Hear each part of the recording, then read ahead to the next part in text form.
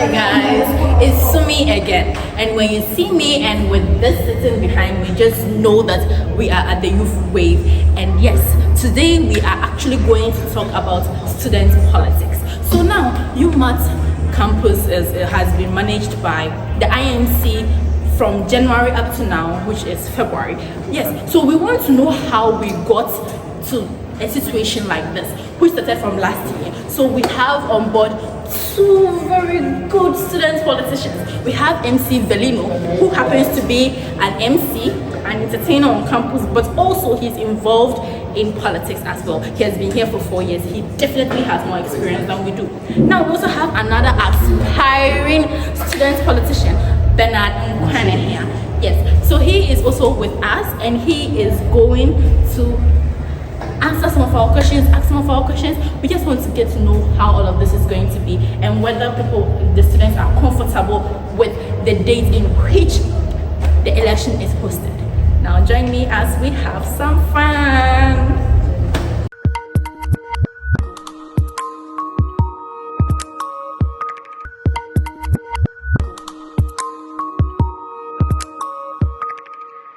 Welcome to the Youth Wave. My name is Sumi. And the Youth Wave presents you issues and news on politics, current affairs, campus happenings, and entertainment. Today we are actually on the topic of student politics. We want to know what's happening with the election, when the date is going to be placed, when is it not, when the election is going to be. We are hearing rumors like it's changed, it's not changed. We want to know. So that's why I have with me two gentlemen. On my left, MC Velino. And on my right, Nkwane here. Yes, and they are going to give us the briefing and any information at all we need to understand about this election. I think it would be fair if we go back 1 year, right? And we start from the beginning to now. So, Sure. Well, you are here longer, so tell us. Well, thank you very much. Last year, we had the opportunity to exercise our franchise, that is to vote. Yes, but unfortunately, due to some happenings with the whole election process, we had to put the election process on hold. For the reason being that there were some issues of some of the aspirants committing election fraud, and which questioned the integrity of the whole election process. So the school had to put the elections on hold and then, investigate properly into the matter so that, we would know whether we were fit to have the election or not. And then, so in so doing, they had to appoint an interim management committee, that's the IMC, to take care of the affairs until we had our election. So that was what was supposed to happen. Yes. Oh, okay. Let's see. So can you tell us into details? I don't know if anybody knows into details how it all started a year ago, how everything. Okay, so we will take you back, as you said earlier, on a year ago. They opened nominations, and then people filed nomination, they bought forms, and then they started everything, went for vetting. So after the vetting, the results came out, and then some candidates were vetted out. So some people didn't agree with the vetting results. They were cheated, because when they look at their performance during the vetting and then the results that came out, or the marks that the vetting committee gave them, they weren't pleased with whatever they had. So they took the case, they took it further. So they filed an injunction. They took it to the judicial committee. The judicial committee didn't take the case as they wanted, so they went to the school authorities, and then it went to the court itself, court in Takwa. So I think with this, not just that, but then we heard that it was alleged that some people didn't buy forms. So it made the whole election process it wasn't accurate. People were talking about, they were asking about the integrity of the electoral commission. So I think with this issue, that's why we couldn't have the election last year. Interesting. So, can you tell us what were the students' reaction with, like, what was going on? Like, did they support the idea that they were actually cheated, or there were people that just felt like, nah, this was the actual result? So with this, you see, all the candidates have their families. Some went to witness, others to didn't go. So we had people that we had some of the leading candidates who were vetted out. So their fan base didn't agree to it. That was their fan base didn't agree to it. And then some people too, immediately they were vetted out. They took their feet and then they stepped up. But then when they realized that other people were taking a step into the case, they also came inside to support them. So that was what made the case really interesting. Yes, but one thing that I should say quite makes the whole story funny was the fact that one of the leading candidates who didn't like his results actually had his team print out and release a flyer of what he felt like was supposed to be the original results. And that original results had 3 extra points added to all the candidates.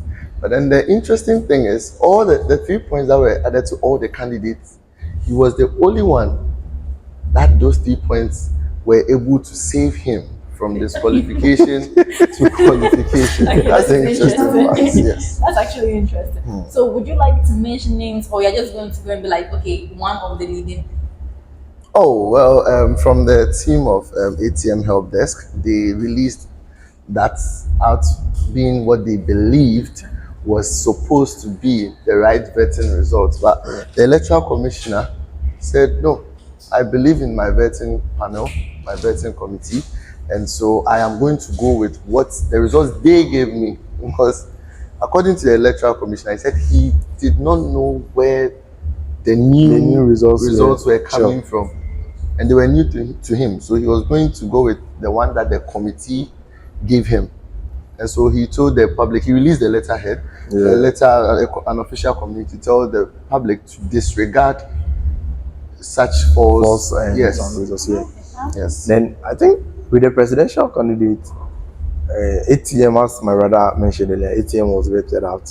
Washington, King George. Washington DC.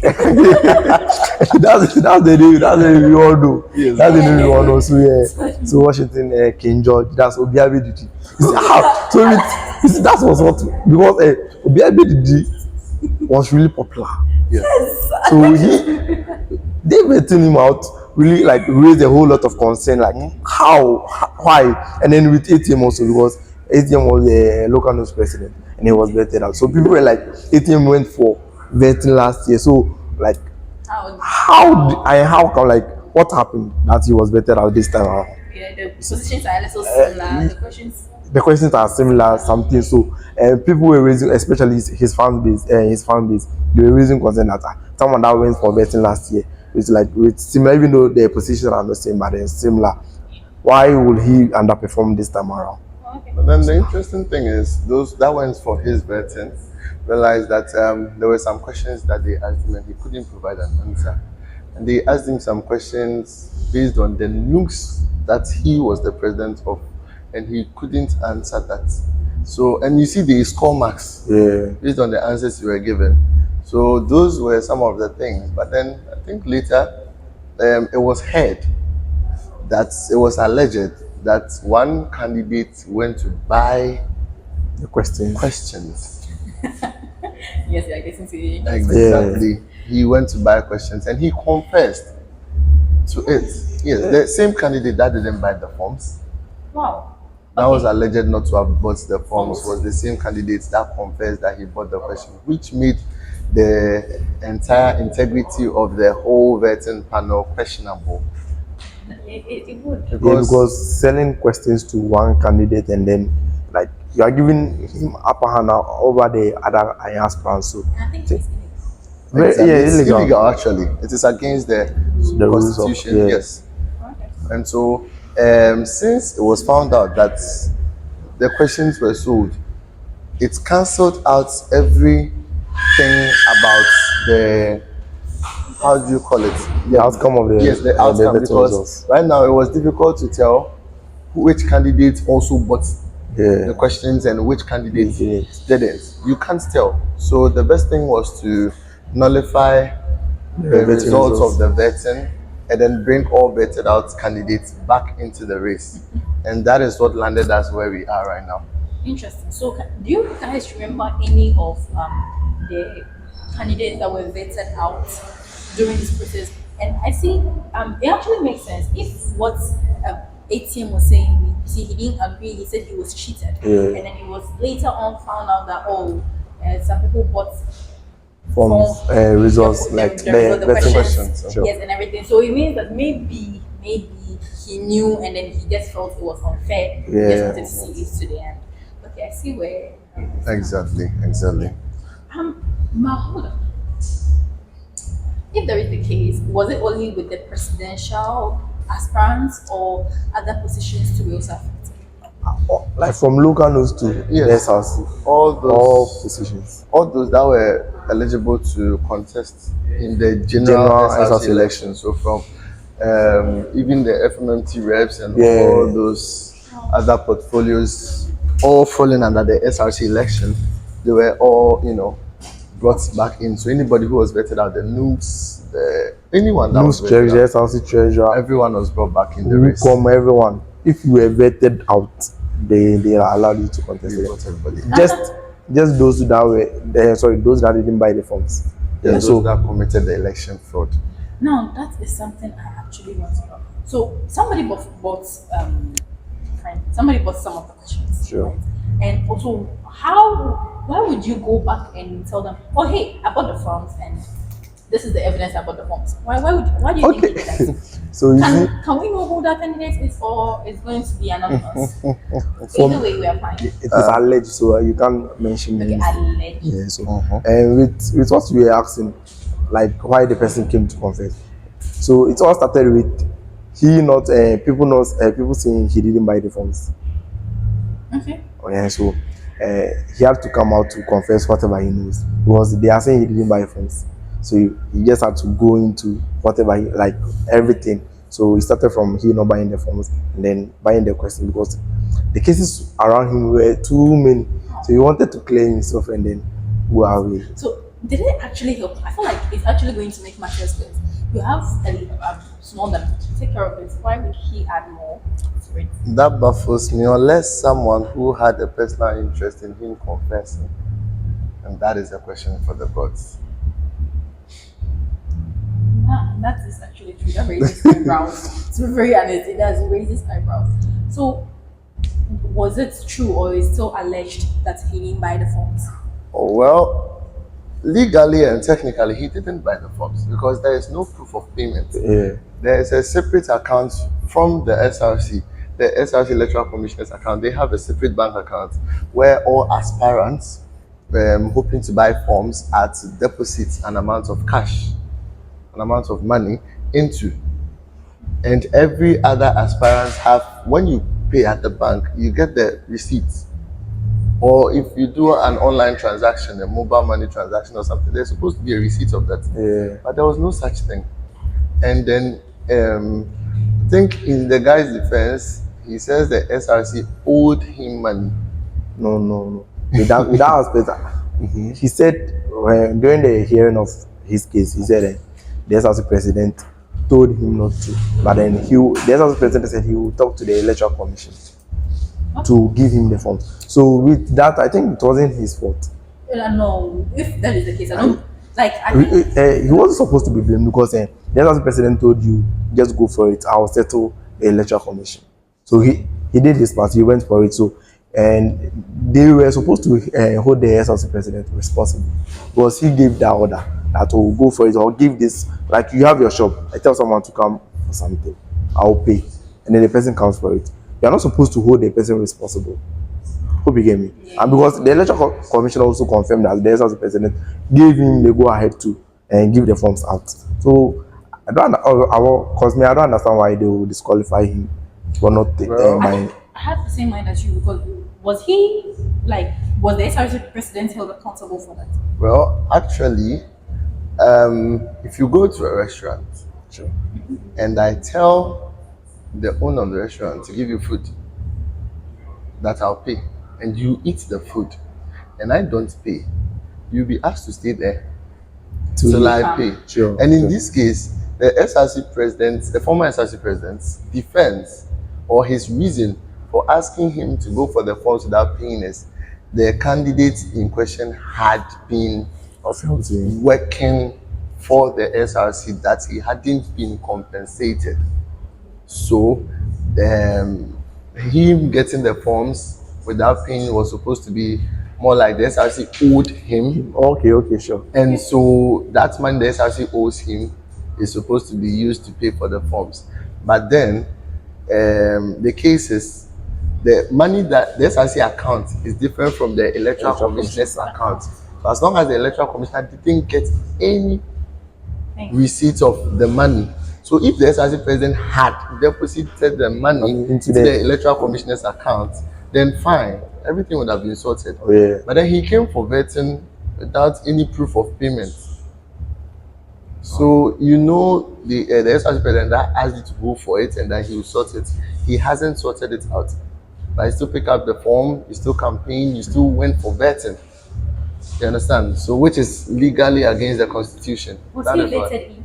Yes, he was vetted in. Oh, ouch. That means he had a whole political career here. Oh yeah, I think for his portfolio, I think it was one of the leading candidates. Yes, it was really a big deal for him and then his team.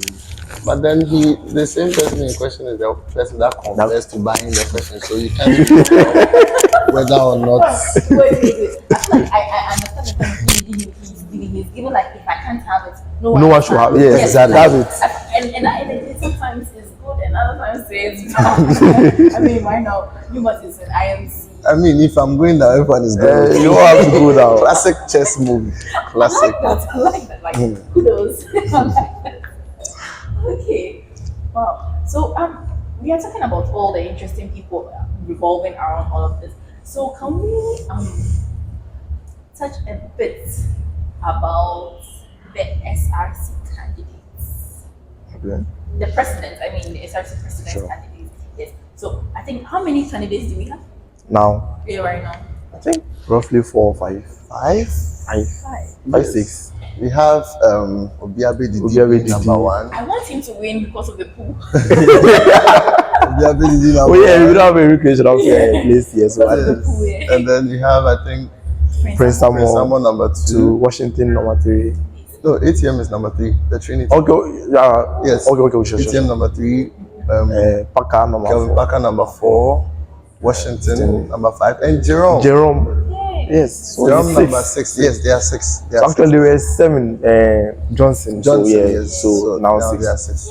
Yes, he was a very good candidate as of last year. He was in second year when he was going for the position, and most students loved him. Especially the freshers. Yes, and then he also gave out this aura, like, even they, I'm in year 2, but I can do this. Yeah. Yes, he gave out that aura. So what happened? What was the case around his? I think he was also part of those that didn't buy the funds.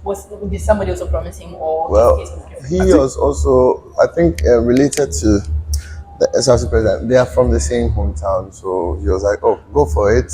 You've been working for the SRC. My office owes you." So how many people did the SRC president owe for him to be telling, "Hey, go and pick this one"? They shouldn't have actually vetted them out, or they shouldn't have actually disqualified them just because of that. Yeah. So, as I said earlier on, that was, but then it is what it is. You see, we have the constitution, the judicial council, and then the matter also went to the school authorities. So I think they made the final decision. So we have nothing to say about it. and then also the rules are rules. The rules are rules, yeah. So no matter how I did a little bit of research into law. No matter how nice your case is, if it goes against the rule, it goes against the rule. There's no consideration as to having good intentions for whatever you did. If you didn't do it, you didn't do it. If you did it, you did it. This ignorance of the law is not an excuse. Yes. So I'm being educated on law as well. I like that. Okay. So moving away from Johnson, I would like to know what other punishment was he given apart from the fact that he was disqualified. With what I heard, they said with committing election fraud, you can't contest in any other student like positions here. So we don't know yet. They've disqualified it. They've with what they are saying, meaning they've ended it has been banned political from career. standing for any political. That's really. But then he has the opportunity to appeal his case. Yeah. If they sit on his case and then they realize that it wasn't entirely his fault because he's just in second year and then Now in third year. so if he appeals his case and then the board feels like no, okay, fine, you have been banned from this election, but you can contest for the next one, then good for him, and we are all praying when they appeal for him, because I remember even after he was disqualified and banned, he was still releasing videos ensuring his followers to remain calm and everything. Maybe they are trying to appeal their case, who knows. I think that one will be quite better for him, because having a permanent ban on your political, like student political career, is really, really bad. Because if you want to enter into the like mainstream politics, it will go against you. I think he has to do something about that. Whoever released that information about him really did him. Like, I mean, he wanted to just end it's it. politics. With the buying of forms, it wasn't just the general SRC election.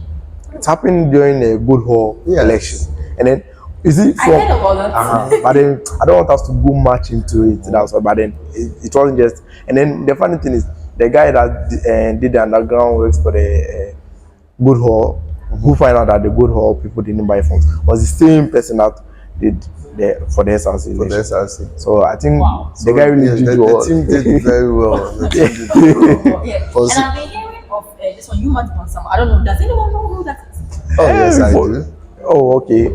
You've been in the school more than me, so I mean, as a journalist, I can't really review my sources, but then I would say yes, I do. We journalists, we share a lot of information, and so same thing. So that information. yeah. Okay, that's nice. So now, is that the only Lubalu around the SRC president aspirants? For now. Well, aside that, of course, coming on to the campaign, this year's campaign, you can see people campaigning a lot, talking about the things they want to do. But then I had an issue in the sense that I have one question, actually a very giant question mark, that during the vacation, when the IMC were tasked to manage the affairs of the SRC until we held our election, the appointed electoral commissioner for the IMC met with all the aspirants and assured them, they all agreed that freshers were not going to vote. The incoming freshers, that's our current level 100s right now, they were not going to vote. And they all agreed on that. But then, even after they all agreed that freshers were not going to vote, we still had some aspirants campaigning to the freshers, helping them. Yes, it was good. It was for humanitarian purposes and everything. But some had those where they were telling the freshers, even though freshers were not going to vote at that time, that I'll be standing for this, so vote for me, blah blah blah. And then school reopens, and then all of a sudden, freshers are voting. Wait. They're not mean that they had some sort of like that is what baffles me. Is that so completely wrong? That is what baffles me, because I mean, as far as the aspirants were concerned, there were a lot of aspirants that knew that, they all had the meeting together, and then minutes from the meeting came out. We all saw the minutes from the meeting. Which stated emphatically that freshers were not going to be allowed to vote. So it was going to be the 200s, 300s, and then the 400s. The reason being that they were not here for the past academic year to know which right leaders to choose. You understand? But then people were campaigning even when they were not supposed to vote. And now school reopens and then freshers are voting. So what about those candidates that didn't even bother reaching out to the freshers? So you are putting them at a disadvantage. And then those people that had that inside information and were working on that, you know, you are giving them like the free easy boost, which is not fair. Which wasn't fair at all. And so I wasn't really in favor of it, because now that they got the information, see, elections were supposed to be held next on the 14th of February. So, coming Friday. But then, so I think when they came out, the thing was, those SRC, that's Escado campus, SRC, was supposed to have the years on the 7th. That was yesterday. That was yesterday, and I didn't come off. So meaning main campus isn't going to have. Yes. Wow. And I'm hearing that, so technically freshers were not supposed to be involved in this election because they haven't had their matriculation yet, meaning they are not technically students, legally freshers. You understand? Until after their matriculation, that's confirmed, because they are not done with their medicals, and without being medically declared fit, you cannot, you know, you are not officially a student, that kind of thing. The university can still take back the admission at exactly before matriculation. So since they are not officially students, how can they vote? Now my sources are telling me that the election is going to be after matriculation. They've shifted it from 14th. Then they should just take out the freshers. It will make things easier. Exactly. But then we don't know what they are doing. And then yes, the reason behind not exactly my point. And so this is going to be this one a bit is going to cause a bit. I think I need a break. Yeah, let's go for a break, a commercial break.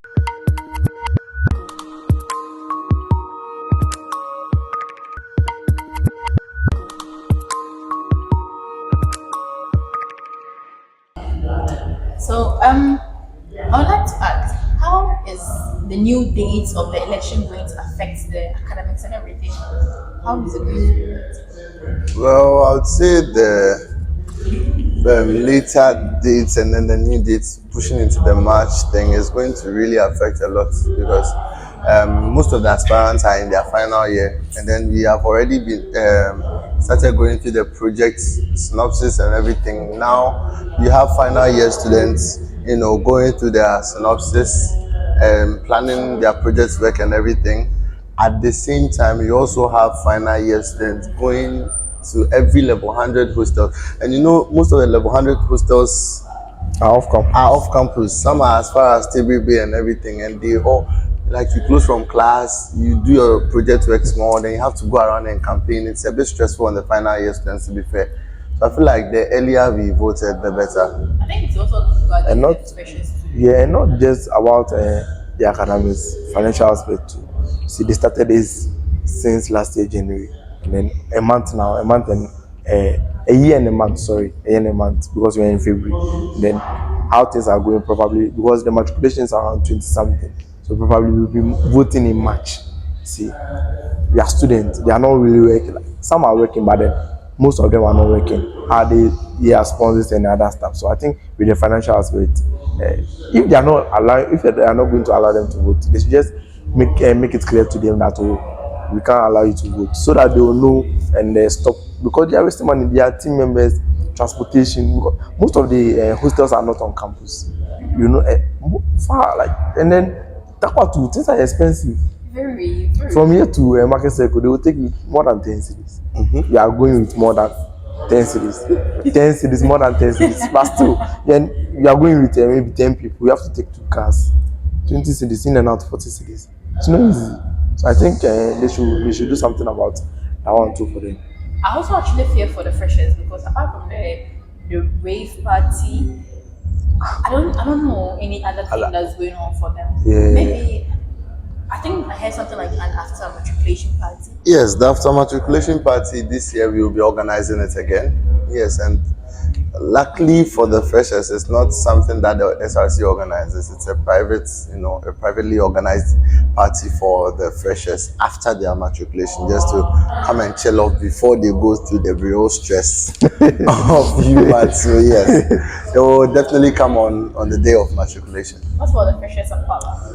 Yeah, so I think with the IMC they are quite limited to like some stuff concerning the students like welfare and then other stuff. So for that one we can't really talk much because I learned they weren't supposed like they are doing this thing. How do you call it? They are to give the organism to them. One thing, the organism they are going to help them. They are not going to help them do their how do you call it? Akwaba, because they don't have much funds. Hobby game. So I think they are waiting for the SRC to come up and then do The librarians are busy, even a little. And then also, since the how do you call it? Since there's no sitting early, there's no early to approve the budgets and everything. So everybody, even the halls, are doing pre-financed budgets. Alright, sure. Thank you guys so much for the information, and I actually learned a lot, including some law, everything, politics, everything. Thank you very much. Always welcome. Thank you to my viewers too for taking your time to watch us. And again, it's the Youth Wave, and I'm Sumi. I'm going to be your host for the next show as well. Thank you guys again, and I would like to know if you have any final words for myself and the viewers. Any final words? So I'll just say thank you to everyone for watching out, and also I'll greet my classmates, say to people and my hostel, and then my fans, everyone. Watch out! Very soon you'll hear from me. Okay. Any final words? Well, I'll say thank you to everybody for watching us, and my name is still MC Velino. If you need an MC for any event, just reach out to me, MC Velino, on all socials. Then we talk. But then, very necessary, very necessary. Well, yes. Thank you very much, and this would be the end for today's show. And again, we had our show at Fawn, which is on UMaT campus, main campus, and their food is good. Plus, these products were actually from them as well. They were sponsored by TNT's, the drinks. We were gotten from TNT's. And we have spicy plantain chips over here as well. And we have their food, and their prices are very cheap, from 35 cedis upwards. Yes, thank you very much. And please try, like, follow, and share, plus subscribe as well. Well, have a wonderful day.